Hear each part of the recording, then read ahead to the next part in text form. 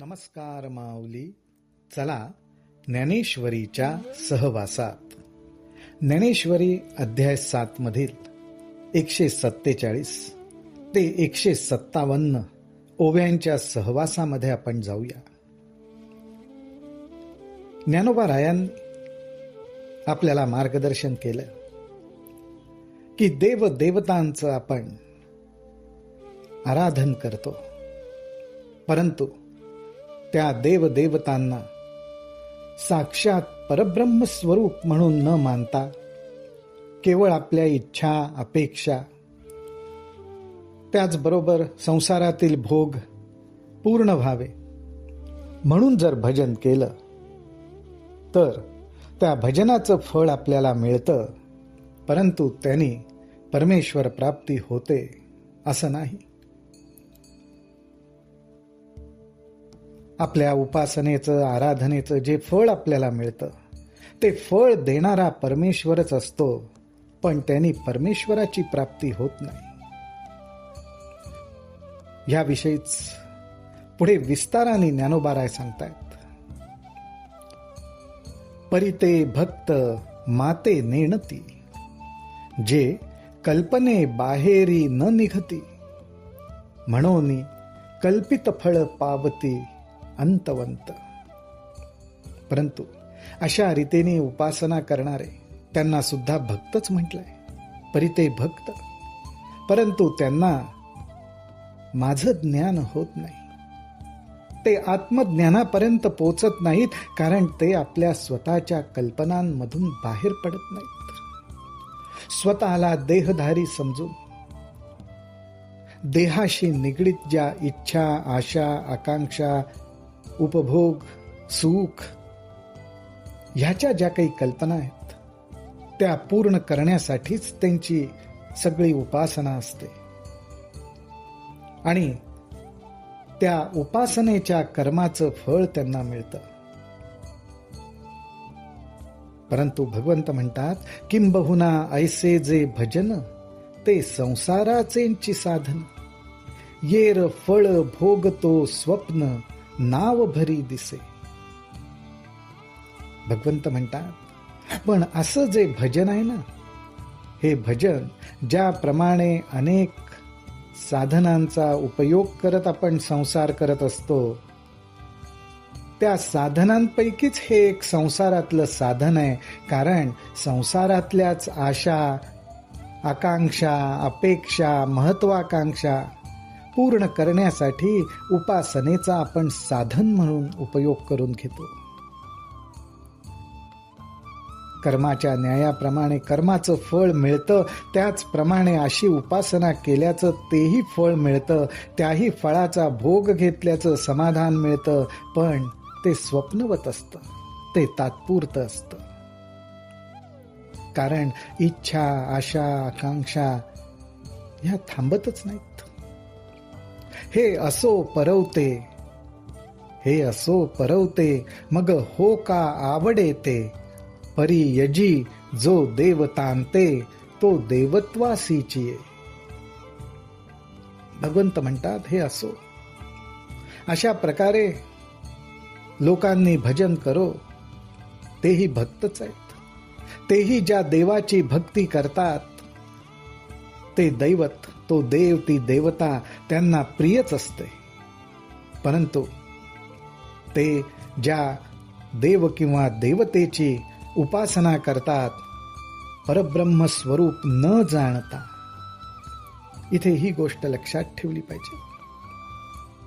परब्रह्म स्वरूप न जाणता केवळ वेगळेपणाने आपल्या इच्छा, आकांक्षा पूर्ण करण्यासाठी देव देवतांचं भजन करतात, ते त्या देवतेलाच प्राप्त होतात. भगवंतापर्यंत, अर्थात त्या व्यापक परमात्म्यापर्यंत हा भक्त जाऊन पोचत नाही. येर तनु मनु प्राणी, जे अनुसरले माझे याची वाहणी, ते देहाचा निर्वाणी मीची होती. परंतु इतर जे तनु मनु प्राणी, जे शरीरानी मनानी माझंच अनुसंधान करत राहिले. ज्यांच्या मनाला, शरीराकडून घडणाऱ्या कर्माला गती म्हणजे मीच होतो, माझ्यासाठीच ज्यांनी सर्व काही केलं, त्यांचं सर्व काही करणं हे माझ्यासाठीच, ते मात्र त्यांच्या देहाच्या शेवटी जोपर्यंत देहधारी आहेत तोपर्यंत मनानी आणि कर्मानी केवळ माझ्यासाठीच ते सर्व काही करतात. माझ्याशिवाय त्यांच्या मनात दुसरा कुठला विचारच नसतो. असे भक्त मात्र देहाच्या शेवटी, देहाच्या निर्वाणी मीची होती, ते मलाच येऊन प्राप्त होतात. अर्थात या ठिकाणी माऊली हो, एक गोष्ट ध्यानात घेण्यासारखी आहे. देवदेवतांचं भजन आपण करतो. आपलं सुद्धा आराध्य दैवत असेल श्रीराम, कृष्ण, दत्त महाराज, विठोबा, अशा प्रकारचं आपलंही सगुण रूपातलं दैवत असेल, परंतु ते सगुण रूप म्हणजे साक्षात परब्रह्माचं साकारलेलं स्वरूप आहे. त्याची उपासना आपण करतोय, हा जर भाव आपण ठेवला तर मग ते सगुण आणि निर्गुण, साकार आणि निराकार दोन नाही. आपण सुद्धा सगुण भक्तीच्या साह्याने त्याच सर्वव्यापी परमात्म्याला जाऊन मिळतो. परंतु हे परब्रह्माचं स्वरूप न ओळखता केवळ आपल्या इच्छापूर्तीसाठी भगवंताची उपासना केली तर त्याचं फळ आपल्याला मिळतं, पण भगवंत नाही. पुढे ज्ञानोबा सांगतायत, परी तैसे न करीती प्राणीये, वाया आपुला हिती वाणीये, पै पोहताती पाणीये, तळहातींचेनी. फार खेद व्यक्त करतायत माऊली इथे. ते म्हणतायत, परंतु लोक असं करत नाहीत, माझ्यासाठी माझी भक्ती करत नाहीत, आणि त्यामुळे त्यांचं ज्यामध्ये खरं हित आहे त्या हितालाच कमीपणा येतो, आणि माझी उपासना करतायत परंतु स्वतःच्या इच्छांची पूर्ती करण्यासाठी. ती उपासना म्हणजे तळ हाता एवढ्या पाण्यात पोहण्याचा प्रयत्न केल्यासारखं असतं. अर्थात माऊलींना सांगायचंय की अहो, तळ हाता एवढ्या पाण्यात पोहण्याचा प्रयत्नच मुळात व्यर्थ आहे, मूर्खपणाचं लक्षण आहे. त्यामुळे स्वतःच्या स्वार्थासाठी केलेली उपासना परमार्थ ठरत नाही. नाना अमृताच्या सागरी बुडीजे, मग तोंडा का वज्रमिठी पाडीजे, आणि मनी तरी आठविजे, थिल्लरोदकाते. मागच्या ओवीत खेद व्यक्त करतात, तर ह्या ओवीत आश्चर्य व्यक्त करतायत. अमृताचा सागर आहे, त्या अमृताच्या सागरात बुडायची वेळ आली तर तोंडाला जणू काही वज्रमिठी घालून ठेवतात. अर्थात ते अमृत तोंडात जाऊ देत नाहीत, आणि त्यावेळी थिल्लरोदकाते आठविते.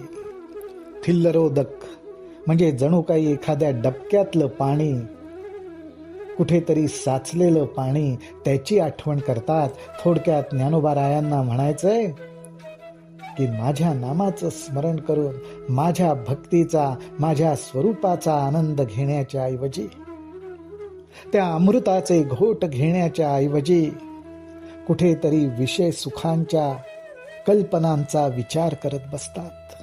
आणि मनी तरी आठविजे थिल्लरोदकाते. हे ऐसे कासया करावे, जे अमृतही रिगोनी मरावे, ते सुखे अमृत होऊनी का नसावे अमृता माझी. ज्ञानोबाराय आश्चर्य व्यक्त करतच राहतात. ते म्हणतात, हे असं ह्या लोकांनी कशासाठी करावं बरं? अमृताच्या सागरात डुबी मारावी आणि मराव, म्हणजे अमृताचा घोट न घेताच. त्याच्यापेक्षा सुखाने अमृताच्या सागरात अमृतच होऊन का बरं राहू नये. माऊली हो, थोडक्यात भगवंताचं नाम हेच नामामृत. त्या नामामृताचे हळूहळू घोट घेत आपलं जीवन अमृतमय का करू नये. आणि क्रमाक्रमाने हळूहळू या नामामृताचा आनंद घेत आपलं जीवन अमृतमय का करू नये. असो, पुढे ज्ञानोबाराय म्हणतायत, तैसा फळ हेतूचा पांजरा सांडुनिया धनुर्धरा का प्रतिती पाखी चिदंबरा गोसाविया नोहावे. अर्थात आपल्याला मार्गदर्शन करतायत आणि म्हणतायत, अहो लोक हो, मनामध्ये अनेक विचार, अनेक कल्पना, अनेक वेगवेगळ्या विषयांच्या रूपाने सुख मिळावं, अर्थात फळ चाखता यावं. हा जो फळ हेतुरूपी पिंजरा आहे, तो पिंजरा सोडून तुम्ही आकाशात का झेपावत नाही.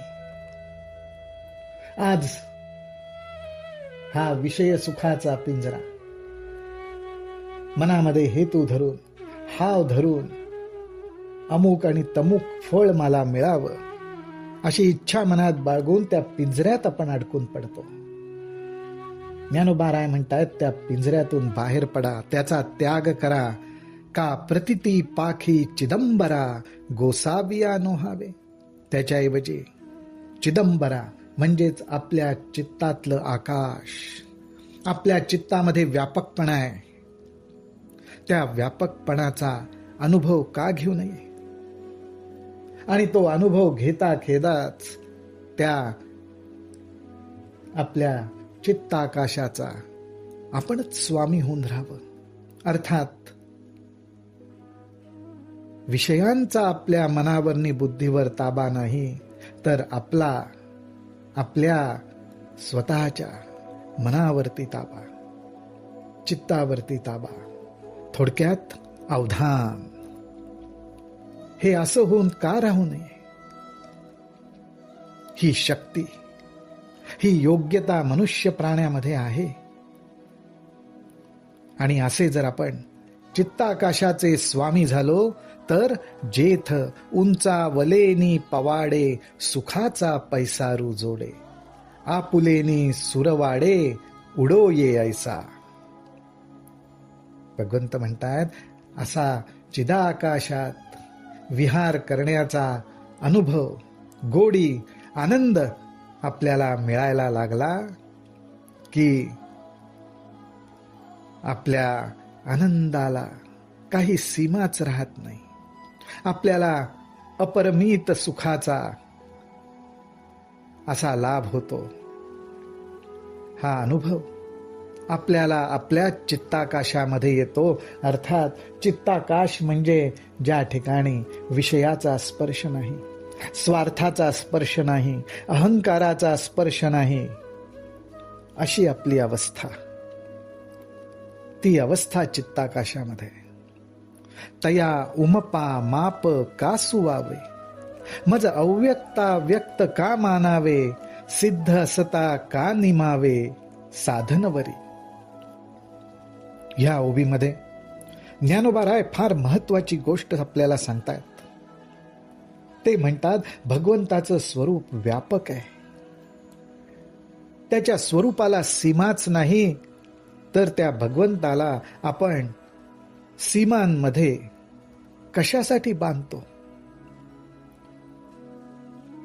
जो अव्यक्त निराकार अर्थात सर्वव्यापी आहे, त्याला एकाच आकारामध्ये का बांधून टाकतो. सिद्ध असता का निमावे साधनवरी. आणि असा जो भगवंत आहे त्याला आपण साधना करून मग मिळवणार. म्हणजे काहीतरी साधना केल्यावर सिद्ध अवस्थेला जाणार, तिथे भगवंत प्राप्ती होते असं नसून, भगवंत हा मुळात सिद्धच आहे. अशा वेळी साधनांमुळे तो सिद्ध होऊन आपल्याला मिळणार आहे अशी अपेक्षा लोक का धरतात? म्हणूनच भगवंताचं नाम हे परिपूर्ण आहे. भगवंताचं नाम हेच साक्षात परब्रह्म आहे. त्या नामामध्ये भगवंताचं सगुण निर्गुण साकार निराकार सर्व रूप सर्व व्यापकत्व सामावलेलं आहे. आपल्याला फक्त आपल्या चिदाकाशात त्या व्यापकपणाचा अनुभव घ्यायचा आहे की ज्यामुळे आपल्याला सर्वत्र तो व्यापलेला भगवंत तीच अनुभूती येत राहील, त्याचाच अनुभव येत राहील.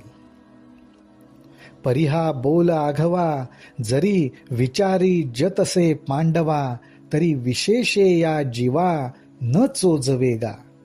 इथे आपलं स्पष्ट मत भगवंत मांडतायत.